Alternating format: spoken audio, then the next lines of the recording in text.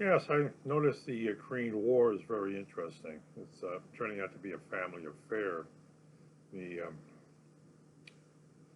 I saw an interview of a family who dropped their kids off into Poland and then returned to Ukraine to fight in a war. They're young. Okay? It reminds me of that, like my parents. Right after right after Pearl Harbor, my father joined the U.S. Navy. Well, he joined the U.S. Navy.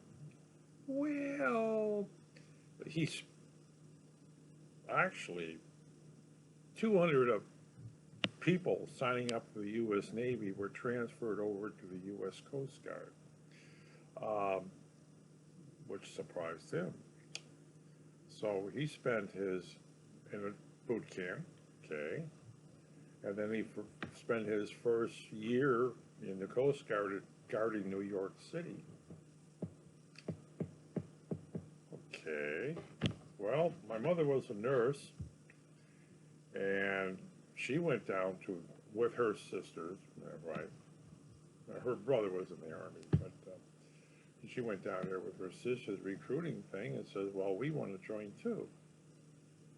And they laughed. Sorry, combat is only for men. Well, I know how to. My mother said, "I know how to shoot a rifle. I should know how to shoot a pistol. I'm very good with a bow and arrow." Uh huh. And they said, "So what? Can you cook?" Well, um, kind of like this. My aunts all could shoot a rifle and pistol. It's one of those family affairs. Her mother was great with a bow and arrow and a crossbow. Yeah, one of those things. Seems like it's one of those family affairs. But they did say after, because they expected the Germans to land after Germany declared war on the United States, uh, to land troops in Canada and then take England, take Ireland, take Canada, take Iceland, take Greenland with troops. And they expect the Japanese to land on the West Coast,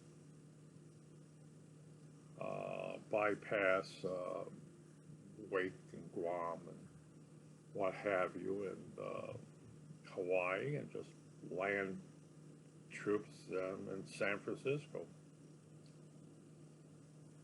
Never happened. But uh, my mother was drafted. My mother, well, she wasn't drafted. She was selected to be, and since she's a nurse, she was selected to go into the military and training. Remember how Julia Childs, the cook, she was in the OSS in World War II? Well, my mother was in something like that. They were training women for combat in the United States, uh, defending defending the country. And she got, well, she could use a rifle, she could use a pistol, she could use a bow and arrow, she used a crossbow, the old side. So right there, oh yeah, okay, sure. Um, then they gave her training and actually um, to keep them happy.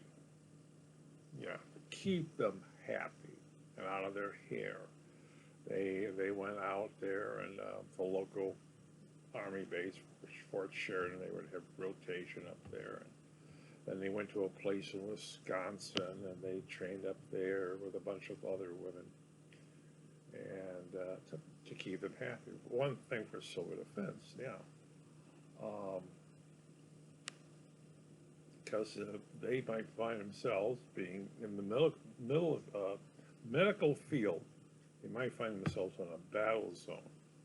and they want to make sure that they can defend themselves against the invading army. So, that thing. But then you look at Ukraine, and whole parents are going back. They're dropping the kids off, or maybe grandma off in Poland, and they're returning to fight the Russians. And they're saying, well, why would they do that since they're safe? They're going back to fight for Ukraine.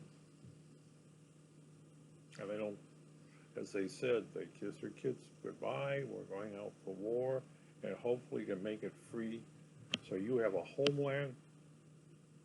And a lot of them never touched a firearm in their life, but boy, they're going to learn it. They're going to learn combat. They're going to learn that thing. And somebody once said it says, well, yeah, that thing is turning out to be in Poland. They're training the Ukrainians. Wow. President Putin, they're giving them base training, rifle, pistol, basically rifle, and in Poland. They said, well,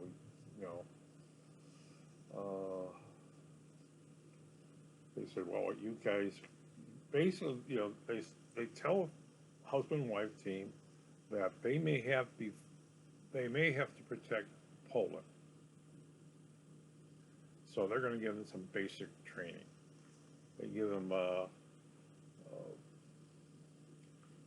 rifle training, combat training. Hey, the U.S. military, I mean, during, I think, was it Vietnam, they got 4 weeks of training.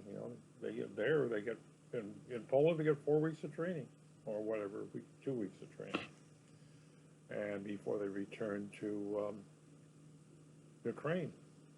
And yes, well, Polish troops can't do that, but it's turning out to be that. I like the one.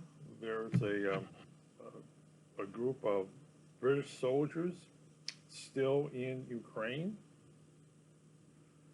that are still. Well, they went over there training Ukrainian troops before the Russians came in there, and they're still in there. Their unit has not been called back to Britain. The Americans, it seems, to be still there, and there are Americans that are still there, and they have not been called back to the United States. They say, well, we're still here, and we're still training them. Oh, you can't have NATO forces there. Well, the comment to the Russians is, we're on a Lend-Lease deal, I think the Russians are going to find themselves fighting many nations. It seems that a lot of NATO personnel went from wearing a uniform in their country to not wearing a uniform, and they're now in the Ukrainian military. Whoops. Oh, I can't do that. Well, Putin started this war. And a lot of international people want to see Putin and the Russians out of Ukraine. Well, one reason to get them out of, kill the Russians in Ukraine, is that Ukraine is a wheat producer. Besides oil and gas, they are a wheat producer. And having a war in there is threatening 500 million people with starvation. Because not only Ukrainian wheat is, okay, but it's going to turns out to be Russian grain ships are going to have a problem sailing the seas because they're under the flag of Russia, and they become war booties for a lot of people. Hey, Putin started the war, and the high seas, piracy is piracy. Well, you can't do that. But I'm in the Ukrainian Navy. Ukrainian Navy? I got a Navy? Oh, yes, I'm in the I'm in the Ukrainian Navy. We're all Ukrainian soldiers in the Ukrainian Navy. So we're going to take over your ship, oil ship, grain ship, passenger ship, Ogalard's yachts. Ooh, it's a $500 million yacht. Okay. Otherwise, it's a family affair. Would my mother ever join the Ukrainian army? No, no.